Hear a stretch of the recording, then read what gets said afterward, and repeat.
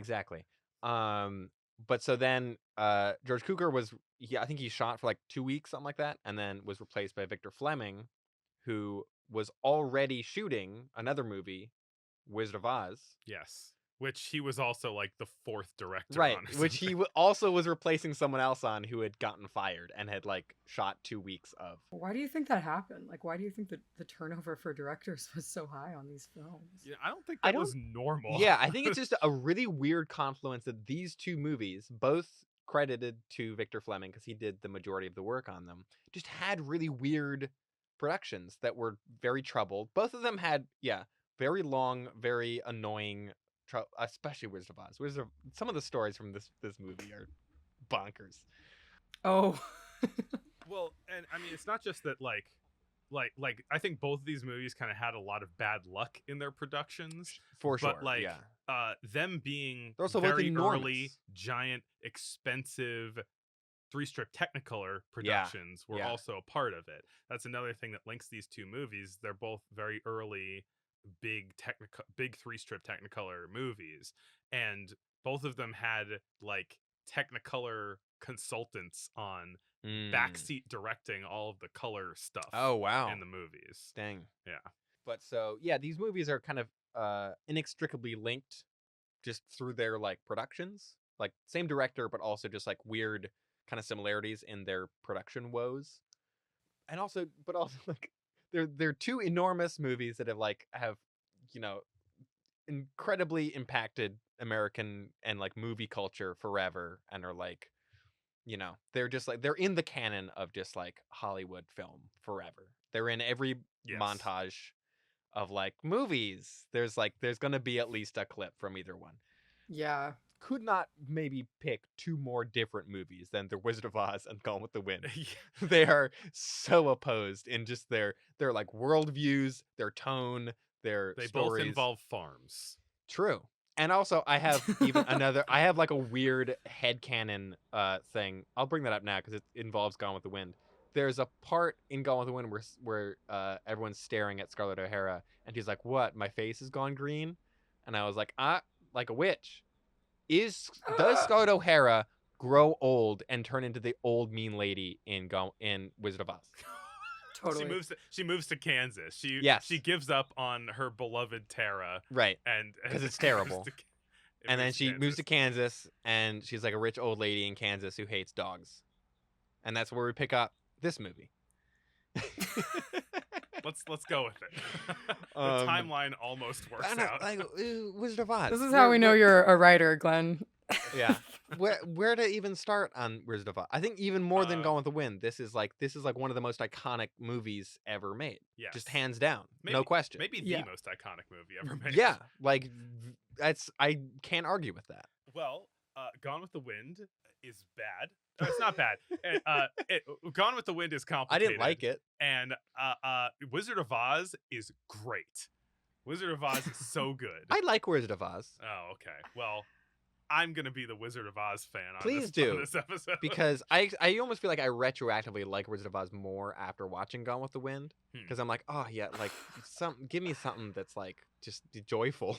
Yeah, it's so full of joy. It's so beautiful. I did not expect this, but I mean, I think that Mm, part of the premise of what we're doing here is, trying to see these movies in the kind of movie going context right. in which they were released.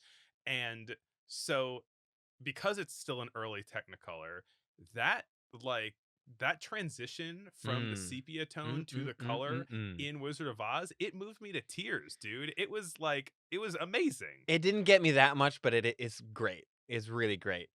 Also, I there's something really kind of like cool and ballsy about opening this movie with like 20 minutes of sepia tone, Yeah. black and white, and like even like opening credits. Like they're not even hinting at like this movie's gonna be crazy colorful. It's like no, it's a normal movie, black and white. I'm sure people knew what was Yeah. going on. Um, The trailers always ruin I it. know. Ugh. But yeah, that transition is so well done. It's also just like really cool and interesting from a technical perspective how they did the transition part because it's like a sepia tone painted set Yeah. and like a Texas switch with 2 different actors wearing different colored clothing and things. Is that called a Texas switch? A Texas switch is anytime an actor or a stunt person leaves frame and then an actor or stunt person comes back. So it's like you see a person like do a crazy somersault and like do a backflip and then they go behind a couch and like the actor pops up. That's a Oh, Texas switch. okay. Well, what are y'all's histories with this movie? I think I'd seen this movie once or twice, like when I was 5, Hmm. and that's it. I hadn't seen it since then. More or less the same for me. I had so my grandma really did not like a lot of movies. So there were only a certain amount of movies we could watch at her house, and this was one of them. So I saw this movie a lot. I've probably seen this movie like 80 times by the time Great. I was Wow. 10. Good counterpoint. But even despite that, it's like every scene of this movie is like iconic, and so therefore I'm like, oh yeah, this part, the scene from Wizard of Oz. Oh yeah, that line. Oh yeah, this thing. Like it's all so like even stuff that I didn't remember was from Wizard of Oz, Yeah, yeah. where I'm like, oh yeah, I guess that is from this movie. Cool. My other thing, I've noticed that this film is referenced in like film class a lot because Mm. it's another movie that just everyone has seen. Like it's such a cultural touchstone. You can be like, oh, the part where Yeah. the house falls on the witch in the Wizard of Oz, and everyone's like, oh yes, Yeah. yes, the Wizard of Oz. It's a huge, for sure. It's like way the scope, its reach is definitely greater than Gone with the Wind, and I also think it bears mentioning that it's probably because it's a kids movie. Mm-hmm. Like Dorothy's supposed to be a little girl. I think that's another thing this movie has in common is like Vivian Leigh and Judy Garland are both they both look a lot older than they are because they were just so like they were treated so badly. I mean, by, especially like, Judy Garland on by this the movie. system. They just look Yeah. trauma, and like Vivian Leigh less so, but just Judy Garland just looks like traumatized this whole It's because she was on movie. like meth the whole time. It's cruel. It's Yeah. that part of it is kind of hard to watch. But yeah, it's a kids movie. I loved it as a kid. It is funny because I talked to my mom on the phone the other day, and I was like, hey, I watched Wizard of Oz, and I was like, yeah, fun, like kids entertainment, this, and she was like, no, this is not light children's entertainment. This is a scary movie, and I was like, yeah, it's a little scary. She's like, I would remember being scared by parts of it as a and kid. my mom was like, no, this is like kids get nightmares from this movie. This is scary, and I was My like, sister definitely got I scared of the guess. flying monkeys. right. My mom is like, because she watched it on, I think on TV, on a black and white TV, so completely losing that oh whole. my god. apparently the house down the street had a color TV, so they got to watch it on TV like in color, but they never invited my mom's family over. So, That's still wild bitter to about watch that, Wizard of Oz in black and white. right? That's Right? But it's you think how many hundreds to millions of people saw it that way, Yeah, right? On yeah. TV I did never from like think the of that, 50s and through the that's 90s. horrifying. Yeah, I mean, yeah, I think that's like a very common thing is people are like remember being scared by this movie, either by the witch or the flying monkeys or Mhm. something else like the I was tree. scared by the wizard. The wizard's scary. Yeah. Yeah, he's got a big green. He's like the Green Goblin. He's terrifying. Yeah. So even that is kind of like it feels so aimed at kids, and it's so like fairy tale like in its storytelling, and it's so kind of like bright and colorful and kind of airy, and all of its characters are like barely people. They're all these like archetypal sort of like representative things. Yeah. Right? I mean, Dorothy is basically just child. Like the childhood, if childhood was a person. It's based on a children's book. I guess that's why I thought Mhm. I think of it as like a children's movie. Yeah. I mean, I think Like- it's definitely intended to be a children's film, I think. I mean, I think that It's for the young or young at heart, it says at the beginning. right. Hmm. I mean, that's the thing. I think that like there isn't anything. I didn't feel like it was like particularly kiddie, this movie, like there's kind of a distinction between kids entertainment and family entertainment, where kids stuff is like stuff that adults really can enjoy, Mhm. and I think that this, with its kind of like iconic mythic storytelling, it just kind of ends up being this kid friendly but still like kid friendly version of a lot of big parables Mhm. of Greek mythology, of like Odysseus, that kind of, not to aggrandize it too much, Mm. but like it all feels like you're saying, like the characters are not characters so much as ideas, right? Mhm. And so it is able to just kind of be this kind of pure exploration of ideas. Yeah. I don't And know, maybe it's I'm talking it up too and it's much, but appropriately for the way the movie's structured. It's very dreamlike. It's very kind of surreal and yes. heightened and kind of stagey, I guess. Like it's never trying to be realistic. It's never I trying to look real. And I love that. It's so Yeah. cool. Like, there are a lot of matte paintings in Gone with the Wind, but then the matte paint, and they're meant to look fully realistic, and often they do. They look incredible. The matte paintings in Wizard of Oz are very intentionally fake They're looking. like Mushroom Kingdom, yeah. They Or I'd like say Mushroom Kingdom looks like this movie, not yeah.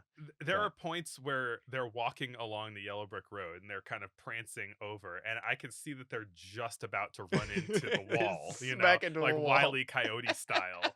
uh because but like they don't, it's well painted, but it Mm, is so stylized that you know it's emphasizing the kind of aspect of it being a dream, because it is very clearly illustrated. So it's like this false world in a way, like with the movie The Doll, the Ernst mhm. Lubitsch movie The Doll, where it has all of this stuff that like makes it feel like it is being produced on a stage. A very Wizard of Oz movie, kind of. It's got a robot in it. Yeah. But yeah, and then speaking of the color too, we came away from Robin Hood kind of noting that the Oh, early what if version of Ernst Lubitsch had made this movie though? we came away from Robin Hood noticing some of the flaws of early three strip Technicolor, right? Mhm. Where it is hyper saturated, and it looks real, but it looks hyper real. Yeah. It looks completely fantastical and cartoony, which is part of the fun. But I think that they were like harnessing that in this movie, in Yeah. Wizard of Oz. Like Ooh, they're so intentional about the color in this movie. something else that's like that I think we should think about is I remember like when I was a kid, home video was like for like becoming really big, and so they were like reissuing these movies for like VHS tapes, and I remember seeing a lot of like those frames where it's like the before and after where it like slides over. So I wonder what these movies looked like when they were released, because I think the versions that we're watching now are not the original color. These movies have been like Gone with the Wind especially has been restored like there was like a big project to like recolor it. And I think Wizard of Oz too. They so like yeah, but I think they were like pretty spectacular at the time. But I do wonder how they've changed. If they've Like been because bumped up a little bit. I don't know Longfellow-wide that criterion. that ever happened to Robin Hood. I don't know that movie ever got that treatment. But I think these movies both got kind of like retroactively recolored. I will say that like Interesting. streaming versions of Gone with the Wind and Wizard of Oz, I think look better than Robin Hood. They look like crisper and clearer and a little bit more. Yeah, I It's a mean, little bit better. I think And I'm sure you just could. the prints have been restored more because they're more famous. Right. I mean, I think that it might have something to do with more loving restoration. It Yeah. might have something to do with them not being the first year that there was three strip, or like Mm. not being like a very early three strip Technicolor movie, right? Mhm. I kind of, considering that most of the saturation in Robin Hood was red, green, and blue, or like the stuff that felt like unnaturalistically oversaturated. uh I felt like that was kind of growing pains of the process of the color process itself. Um, where I would, it's possible, I think, that like these movies were being restored with like a kind of mindset of trying to make it look a certain way. Yeah. But I would kind of hope that they're trying to be faithful over revisionist. I mean that's the thing with any restoration, any sort of like digital scan of a negative or whatever. It's like there's always going to be some editorializing happening. Like you're Mm. always going to be making decisions in that process. I mean, I think if you watch the version of Sleeping Beauty that's on Disney Plus, it's like they destroyed it. It's Really? so like, Hmm. yeah, like because I remember I had that movie on like VHS. I had it. It was actually a Mhm. bootleg VHS from China, It wasn't but the and the clamshell like plastic one. no. Ah, Oh no, love no, those. no, no. It had Chinese subtitles, but Oh, I mean that's maybe awesome. that's sometimes they do it really well and sometimes they do it really badly, and I think they Mhm. did it Yeah. really badly with Sleeping Beauty, which is Lord, also Lord of the animated, Rings so that's weirdly has like bad Blu-rays. I've found What out. does? Lord of the Rings, the like 4K Blu-rays are like nasty. I've heard stuff about that. But whatever. but I think the important thing is that this film is, it can stand up to even a bad. The merits are strong enough that no matter what cut of it you watch, it's gonna be a great experience. Maybe even if Bro. The you Wizard watch it of in Oz. black and white. Yeah. Maybe I even if you mean, watch it in black and white. I think it still captured people's imaginations, even watching the whole thing in black and white. You mentioned the negatives. I just this isn't really relevant to anything, but I do want to say that I went a few years ago. Actually, it's probably like 6 years ago at this point. I went to the Nitrate Picture Show in Rochester, New York.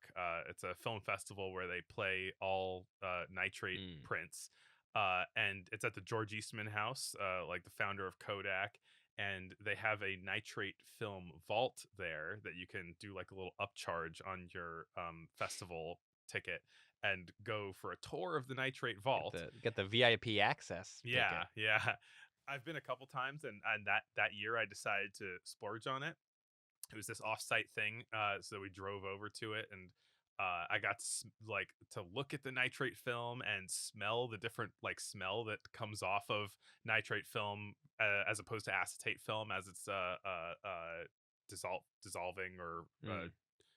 disintegrating. But I got to hold original camera negatives of Gone with the Wind and Wizard of Oz in my hands. Whoa. It felt kind of wild to like hold it in my camera hands. negatives. Camera negatives, yes. I don't know if this is a good point to talk about the camera that Wizard of Oz was shot with. I saw it at the Academy Museum in LA. It was the time I went with you, Nat. I Yeah, think it was you were before you were freaking out. I think it was before you got there. That exhibit's gone now. I think they have a Godfather exhibit in the same spot, but they had one of the original 3-strip Technicolor cameras used Oh, that's cool. for Gone with, or not Gone with the Wind, with Wizard of Oz. Maybe both. I don't know. What did it smell like? I wonder. It was in a glass film. case, so I didn't get to No, smell no, it. no. No, Chris, what did the film negatives smell like? Oh, so It smelled like a glass case. acetate film has this kind of decomposition smell that's like quite notable and pungent. It is called vinegar syndrome because it smells like vinegar as it ages. And so poorly aged acetate film, which is basically all film prints that came out between like 1955 and like, I don't know, 1990 or so. And all of those, when they degrade, start smelling like vinegar, which is the smell that I'm used to from handling older film. But acetate or nitrate film doesn't decompose in the same way, and it kind of just smells like it's like kind of like a vague garbage smell. That's the best I could describe it, like kind of a musty garbage smell. It has been a couple years, and I don't have the best memory for odors, but that's about how I remember it. That's fascinating. People always, the movie can only show you the sights and the sounds, but people always true. wonder, what's Unless it No one smell talks like? about how stuff smells. Unless That's it's the true. Rugrats Go Wild movie or Oh, a certain my John gosh. Waters movie. Is that they gave you a scratch and sniff? Yeah, card? yeah. I actually think that was the Wild Thornberrys movie. Oh, okay. Wasn't that like the crossover, like Wild Maybe. Thornberries and it might Oh, have been maybe. both. Oh, you're Yeah. right. The Rugrats Go Wild. It was both. Yeah, they gave you a scratch and sniff card. I really liked that. I thought that was fun. Oh, I was loving it. That was around the same time that I got my like promotional Ancient Mew card from Pokemon the first movie screening. First movie. The first movie. I'm sorry that we're excluding you, Glenn, as someone who didn't grow up with Nickelodeon. I know. Yeah, I feel so left out. So the camera that they shot Wizard of Oz. Yeah. on, Let's get back to that. Yeah, tell us about that camera. I think I've brought it up on the show before because I was like, oh my god, look at it. But the thing that really struck me is like, one, it's enormous. It's like bonkers how big it is Mhm. because it needs 3 rolls of film Right. It's like to 3 roll through it. cameras So it's crammed into one, right? and it's like 2 of them are side by side and one is like going the other direction, like turn 90 degrees, and there's like a prism to, split the light to each of them because they're each collecting a different color onto their film strip. And I was just struck by like the engineering required to build this. Like, who thought of this? Hmm. Like, how long did it take to figure out how to make this thing work? It was just, and it's now it's it's like your phone is better than that in terms of like by any technical measure, But That is yeah, super it's like the cool. work that was put into it. I was like, oh man, this is, and it's all like machined pieces. It's like heavy, Right. chunky things. I gotta lend you my Technicolor book. From Oh, when I yeah. was at the Nitro Picture Show. They have like a kind of film history museum at the George Eastman Yeah. House, I gotta go. and so I got this book called The Dawn of Technicolor, which apparently like is not sold in many places, and it was sold in that gift shop, and now that like book that I bought is like worth a lot of money. And I'm just like, oh man, like do Ooh. I sell that to some poor some poor No, college no, no, student no. or something Keep like it, that? keep it. But anyway, Keep it's a it. cool book. It's a very cool book, and it goes up until basically up until Snow White. It's like talking about the early development of Technicolor, like Yeah. all the people involved, how they did it, and up through 2-strip, and then leading up to 3-strip, and it kind of ends there. Cool. It goes dawn of Technicolor, then like rise and war for Technicolor. Mm-hmm. I was gonna say, Well, like, I you're think just gonna. What about it? Does my not it does joke. not cover Kingdom of Technicolor. Yeah. Okay. yes, the color in the Wizard of Oz is Pretty a cool. standout. It's Oh, pretty yeah. cool. You're reminding me that we are on a really long walk here. We just got really distracted. Yeah. This is like half the episode now. I dog think in that's this movie. great. Though. There is a dog in this movie. There's a I'm dog like, in what this can I- movie. Do you have a thought on Toto?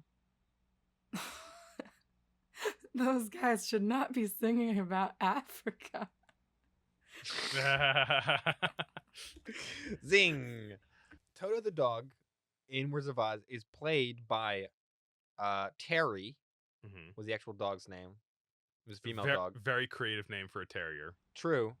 Terry the Terrier also played Rainbow the dog in the movie Fury, Yes.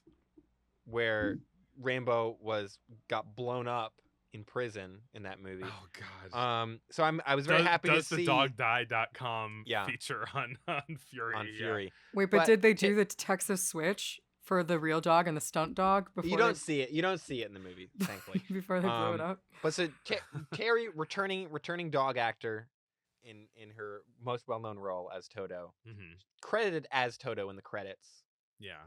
and even I went to the Hollywood Forever Cemetery where Hattie McDaniel has a not a grave but a memorial, Tombstone. and so does Oh. Terry, but it's under the name Toto. There's like it's like the character of Toto has Hmm.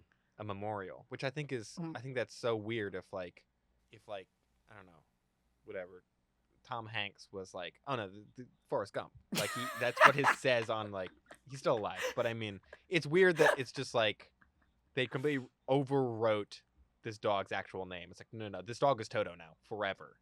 It's a dog. It's not going to complain about it. I know, but it's like I don't know. just That put dog Terry could be on a there, ghost. That dog could be a ghost now, prowling the Hollywood Forever Cemetery until they change the name on the tombstone. Very, very likely. If I were Toto, I'm sorry, Terry. Jeez, Yeah, Terry's been you're doing erased that. from history. That's what I'm saying. Justice for Terry. But the character of Toto, I would die for. Terry does a great job in this movie, just being an adorable dog. Yeah. Although apparently they like had to do a lot of takes to get Terry to follow them properly whenever they were kind of prancing down the yellow brick road. Yeah, I think I read that like it was like 1 out of every 7 shots that Wow. they could use because Toto / Terry was Yeah. acting correctly in the shot. But so super famous part of Wizard of Oz is the Over the Rainbow song, probably the song we start this episode with, in the podcast format. And it's a song about going over the rainbow, and she's singing it to Rainbow the dog. I thought that was fun. Oh, yeah. Aww. But I don't know. This movie's a musical. We haven't talked about that yet. A bunch of I mean, songs. we're really not going to talk about you're going to go off on how great the music was in Gone with the Wind, and you're not even going to mention the Lollipop Guild. I mean, true. I mean, the Over the Rainbow, I feel like it's like such a classic, like musical type song. It's like the I Want song, right? It's the sort of like Yeah. starting the thing off with like, Yes. if only I could live a better life. Over the Rainbow. And you have to believe that song really probably hit people who were coming out of the Great Depression. Putting my history hat back on, the fact that the Dust Bowl features in this movie Yeah. kinda is pretty cool. I think that probably really people were like, oh yeah, like super recent, and like the way They were sepia psyched. tone. They were psyched. It's like this shit really happened. Which is, if you think about it, the Dust Bowl is like such a horrible, like unimaginable thing. It's almost like more imaginable it's to like imagine. apocalyptic. To like imagine it's like almost an Emerald City is almost like more believable than this like ecological disaster. People need hope. I think people really like that song because it's very hopeful. Yeah. I mean, yeah, if we're talking about the song, we could touch on another aspect of this movie, which is the kind of the gay association with this movie, Oh. right? Oh, Speaking of rainbows, right? So, True. this may be kind of fairly broadly known, but there's kind of like a euphemism for a gay person to be called a friend of Dorothy. yeah. And so like referring to just kind of the the Scarecrow, the Tin Man, and the Lion. And Judy Garland was in a very early era for this, very friendly to gay people, very supportive of gay people. And I think like it was kind of part of, or at least what I was reading about, like some kind of critics and that kind of thing talking about this phenomenon, analyzing it such that Judy Garland's kind of struggles in the industry Mhm. were things that gay people resonated with struggles in their own lives. This is back in the 50s, 60s, that kind of thing. And then it's just like there feels like a queer edge in this movie in certain ways. I feel like the Lion especially is kind of gay coded, The Lion to me seemed 1930s coded. Like Cer- this is the most certainly. 1930s lion who's ever been put on screen. Yeah. Because he's got like a Brooklyn accent. Yeah. But yeah, I guess just worth mentioning the whole True, like he's got- friend he's of got the Dorothy thing. like he gets a bows in his bow in his hair, hair. Yeah. I'm super glad you brought that up, Chris. That's great. Yeah. Yeah, it's another bow on top Hey. of this great movie. I don't know if I knew that this movie was like part of that as much. Yeah, it's considered. Yeah, I think yeah, Judy Garland in general, but Judy Garland I in knew- this movie in yeah. particular. I knew Judy like, Garland gay was, yeah. icon. Yeah. There's a Wikipedia page called like it's called something like gay icon status of Judy Garland or something.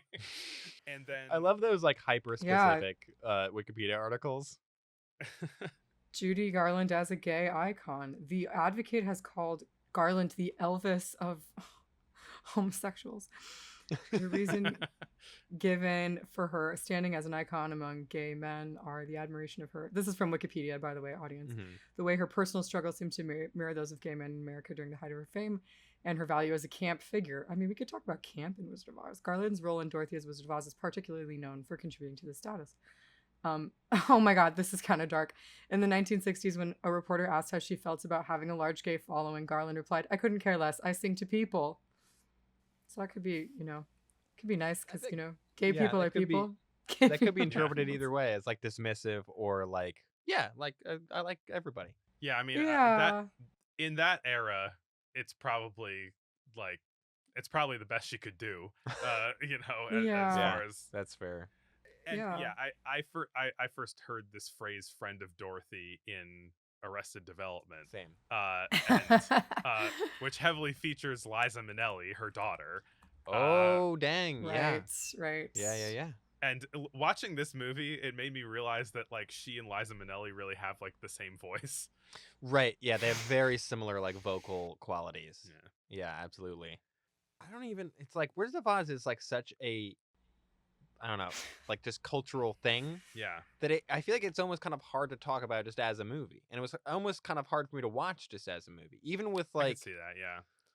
approaching it as like, no, this is 1939. This is one of the 1939 movies. I'm watching it the same as I would of like, hey, we're going to the theater. This is what's playing. And it's like it's so ingrained into everything. It's such a like shorthand Yeah. So many for lines, things so many moments. where it's like, so I almost feel like even trying to step back and just like judge it, it's hard for me to even like form an opinion on it. Almost, it's just like, oh yeah, it's Wizard of Oz. Well, It's It there. it does feel a lot harder to be critical of it because it's just so it's like set so many, not like Gone with the Wind in that they're like it's like because it's a fantasy movie, because so many people have seen it, because it's so ingrained in our culture, because it has so many symbols, because of all of like these things about it that are beloved, it does kind of seem like untouchable as a critic to Yeah, me. no one's ever remade it. yeah. They did a Well, sequel. they did make the Wiz and Return to Oz. Let's not forget about Return to Oh, Oz. I will never forget Return to Oz. Talking about movies that frightened me as a child. Well, I love The Wiz, so I guess I'm. Never seen The Wiz. Oh, it's so good. Oh, Yeah, it's I'm so sure. good. It's dark though. Like the thing that's kind of crazy, like that this movie, and also I want to like draw out that this movie is huge, but since I think The Wizard of Oz the book was in the public domain. I might be wrong about that. That this is one of those things like Peter Pan that's been adapted in different ways like across the 20th century, and it's still being adapted, and it's also a very popular play. When you were talking about Toto, I was thinking about all the productions of The Wizard of Oz I've seen where it's like part of the charm of the production is that there's this like cast member's dog that's just running around the stage and doesn't know what to do. That's like, it's like, oh, someone has a cute dog, let's do The Wizard of Oz, and it's just like an excuse to watch a cute dog screw Yeah. up. I mean, I could see the staginess of the production with this movie kind of paying reference to the kind of stage history of Wizard of Oz. We've watched a Yeah. Wizard of Oz movie for the podcast Yeah. before, and it is very much more influenced by the stage. It's seemed more influenced by the stage version than the book itself. as a lot of movies, Mm. even through the 1930s, have been, are like, this is really more of the stage thing than the book. Yeah. But yeah, I mean, Yeah. it's never been remade, but it has been reimagined a Yeah. lot. Right. Yeah, for well, sure. Well, and that's kind of what I was getting at with this sort of like iconic mythic quality, right? Like it feels like the way that people are like, yes, I'm making this movie. It's a riff on Romeo and Juliet. I'm making this Mhm. movie, and it's a riff on, the Norse gods or something Mhm. like that. And like it feels like this is the kind of same thing that's like just baked into our cultural Yeah, fabric. it's like American that- mythology. Yeah, that you Yeah. can Yeah. kind of riff off of it in that way. You're referencing it as you would reference the classical literary work, you know. Yeah. But yeah, I try and approach things in as much of a way as possible as to look at it maybe outside of that, like when I'm watching it. I think you Mhm. were saying you were trying to do that. Yeah. And so and because it had been so long since I'd seen it, I just kind of had vague memories from when I was a kid. I was just so on board with this, and like the moments that were kind of just cultural, it's like here's the part where they say the line, Yeah. usually that kind of thing is distracting, and it was a little bit, but like Not I in was Kansas just anymore. so into it. Uh, uh, Well, and the line, like, we're talking about iconic lines, like, frankly, my dear, I don't give a damn, which is like taken out of context and is like kind of a nasty line in the movie. The line, there's no place like home, is like one of the iconic lines from this movie. And if you think about it, that's like, kind of like the theme of the movie is like this theme of, Yeah. of home, and there's no place like home. And then you realize that like it's her, like, because it's all her dream, right? And all these people are like, even though it's a fantasy, they're real. They're in her life, and this is how her imagination has like told the story of her childhood to her, and it's just like it's so charming. I love it. It is very like, and that's why you don't run away from home, kids. Well, yeah. can I share this? I actually thought this was interesting because you got me interested in the Judy Garland as a gay icon. I want to read this. Can I read this quote from John Waters that I thought was really interesting about her? So it says in the In the subheading, Friend of Dorothy, John Waters says, I was the only child in the audience that always wondered why Dorothy ever wanted to go back to Kansas. Why would she want to go back to Kansas in this dreary black and white farm with an aunt who dressed badly and seemed mean to me when she could live with magic shoes, winged monkeys, and gay lions? I never understood it. And I think he makes a good point. It's like, why would she want to go back to the Great Depression when she could be Yeah. in like She lives Lollipop in this, Land? a magical. Yeah, exactly. It's kind of There's like some the more- Barbie movie, like how at the end of the Barbie movie, she's like, yes, I would like to opt into ovarian cancer. Because like what is real is more meaningful than what is, I don't know, imagined or fantasy. It's an interesting theme to think about, especially now as we're like moving into more generated imagery and like more things that aren't real. It's like this desire for realness. Like, why is that desire for realness so, like, why does it feel satisfying at the end of Wizard of Oz that she goes back to her ugly farm? I mean, I think that like maybe another way of looking at that theme, it like wrapping in the other characters is kind of like reaching an inner truth, right? Like finding the kind of lesson that all of the other characters learn is like you have had a heart the whole time, you have had courage the whole time, like you just needed to like go through an experience to like find the thing that this part of your insecurity, you had to go through an experience to realize that like you you do feel good Yeah. about it, you have a way of feeling good about it She learns to And- appreciate her home by the end of Yes. the movie. by being scared by witches. Yeah, which I mean, that's what the good witch Glinda says. She's like, I could have sent you home the whole time, but you needed to learn a lesson first. I kind of think that Glinda just wanted the Wicked Witch dead, Oh yeah.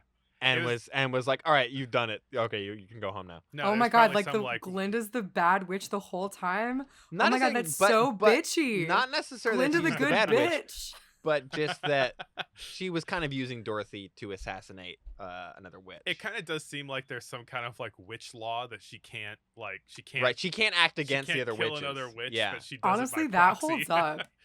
Well, and Glenn, we saw that movie that was called Witches that was not about witches.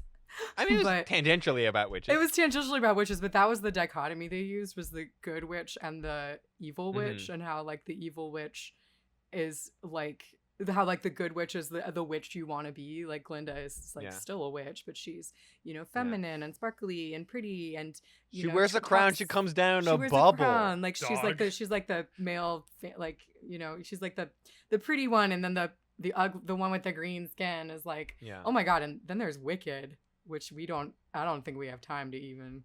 My don't big think like so. dumb blonde moment. There's of, Wicked like, the and last also 5 years. Oz the Great and Powerful, the same Raimi movie. Yeah. Oh man, this story, because there's so much in there. It's like True. I think you're onto something about the Glinda being a little sneaky.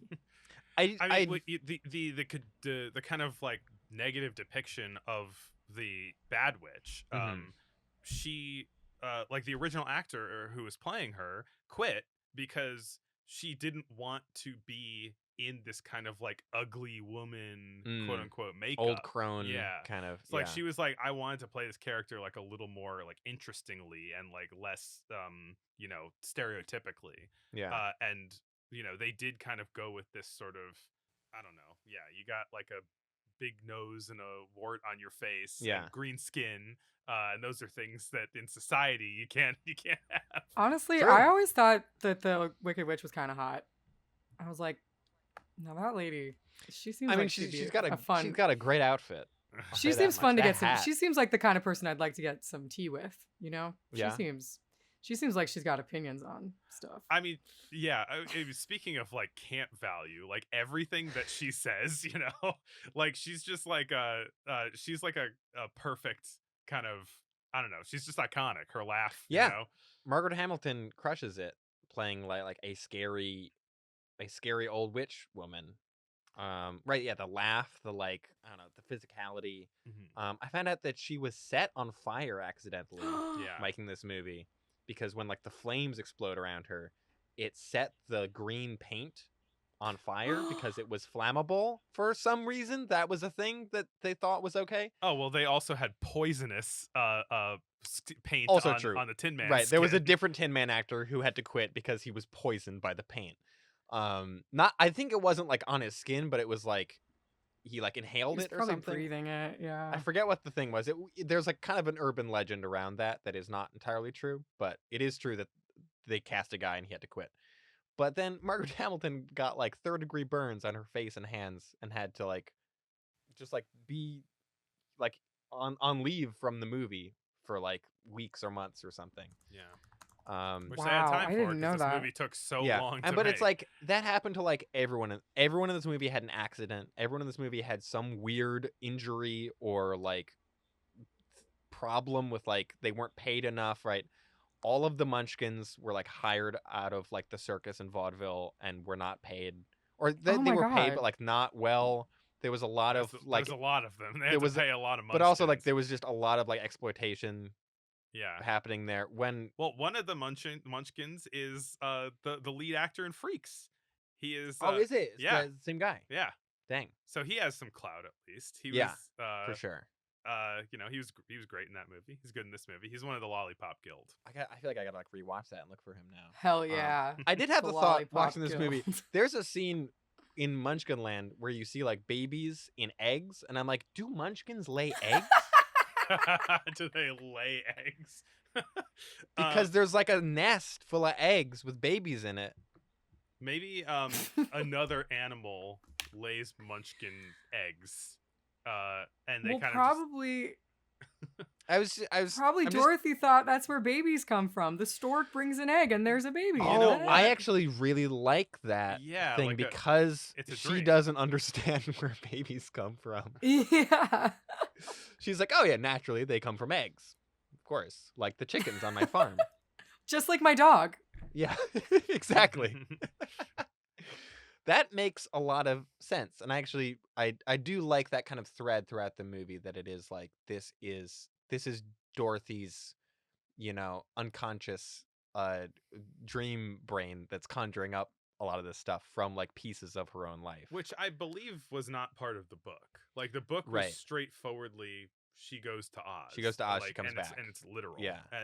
Where this movie was trying to go for this kind of sense of Well, that's realism. and so they every made it a other dream. I feel like version of this story gives it more of a literal, like Return to Oz is like a sequel, so naturally she returns to Oz, not like I think also Return to Oz opens with her in like a mental hospital because they're like, she came up with all this stuff, we gotta put her away.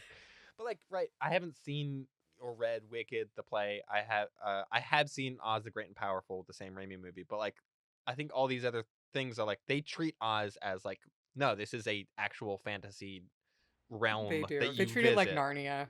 Yeah. Whereas this movie is really leaning into the thing of like, no, this is just a thing that Dorothy made, like that her brain conjured when she was knocked unconscious Yeah. by a tornado.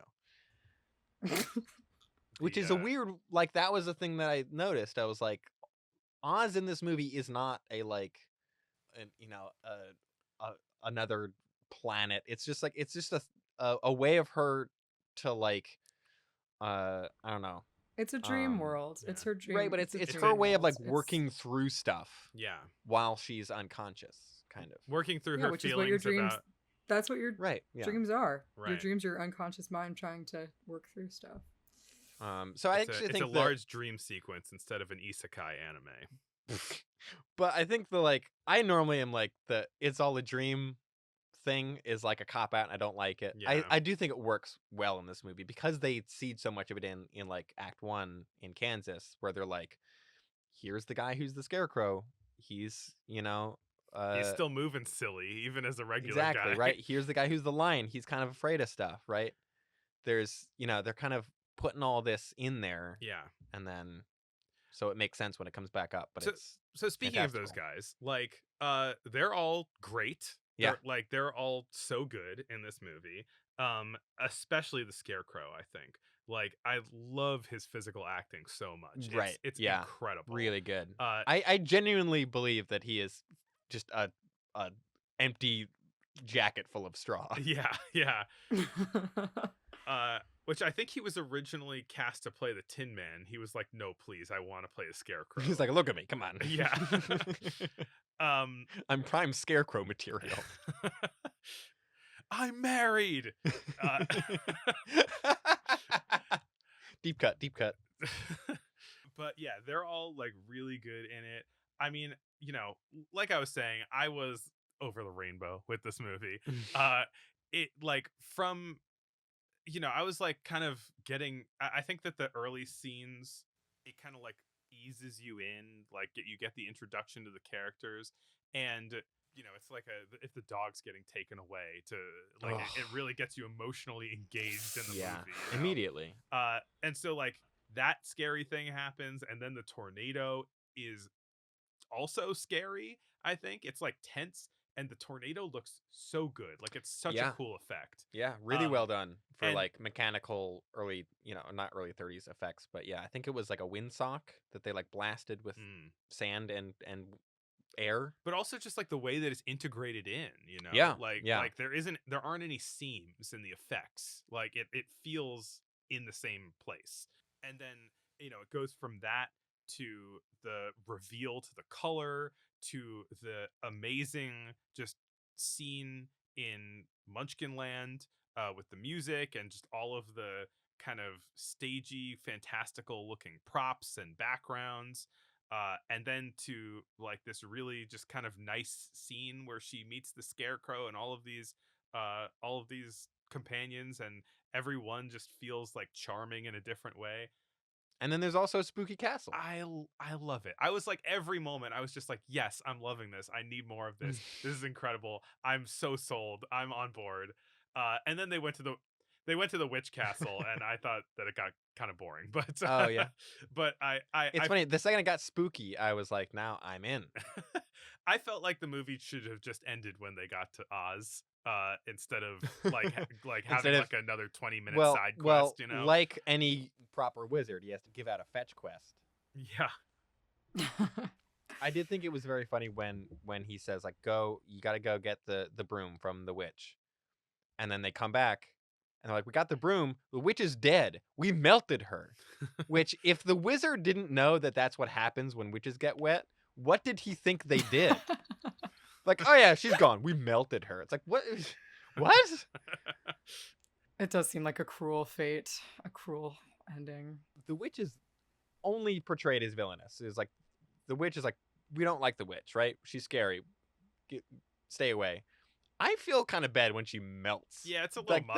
that is what a way to go. I don't know if it requires I never capital liked that, punishment. Yeah.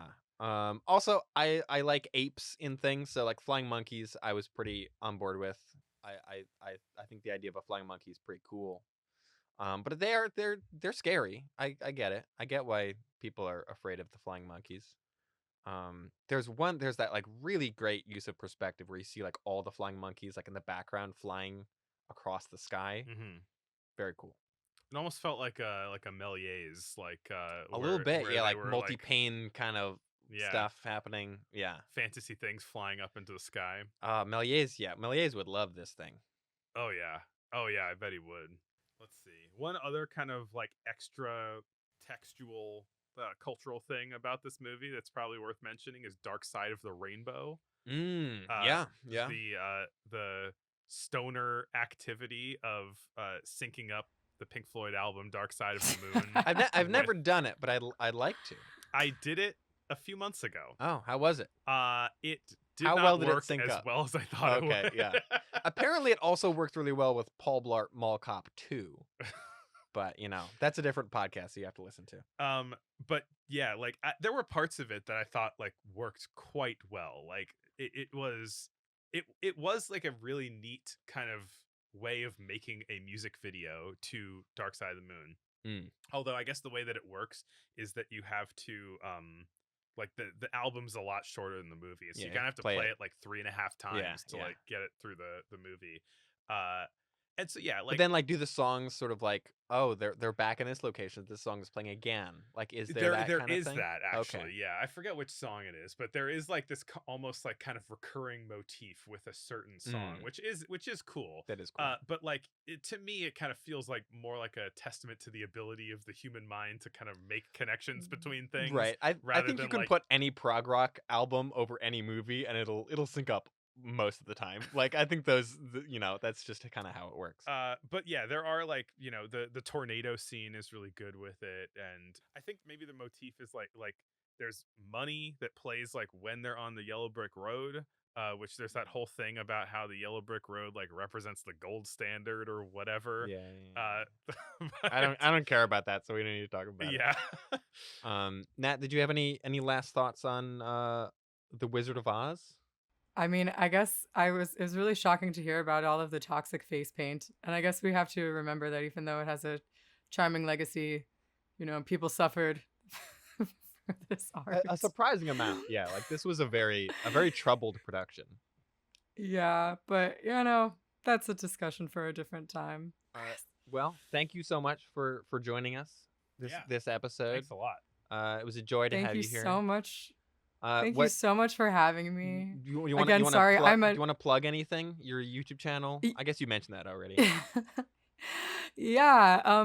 Also, I for context, I'm on Zoom and these two gentlemen are in the studio, so I'm sorry if there was any like weird like stepping on each other's sentences, audio, whatnot, trying to get better at that. But yeah, if you enjoyed hearing me flap my gums, you can check out my YouTube channel, Gnats Can Fly. It's pretty cool. And keep Dude, it's listening good. to 1 Week 1 Year, because these guys they do good deeds. Aw, Thanks you. for having me. Yeah, we've considered doing video essays before, but we said that seems like too much work. Yep. We don't want to do that. It's a lot of work. It's a lot of work, but if you ever want to collab, I am totally Hey. open to that. I Well, love hey, that. that's what Yeah. this is, pretty much, kind of. Yeah, exactly. All right, thank you Well, yeah, very thanks much. again. Yeah.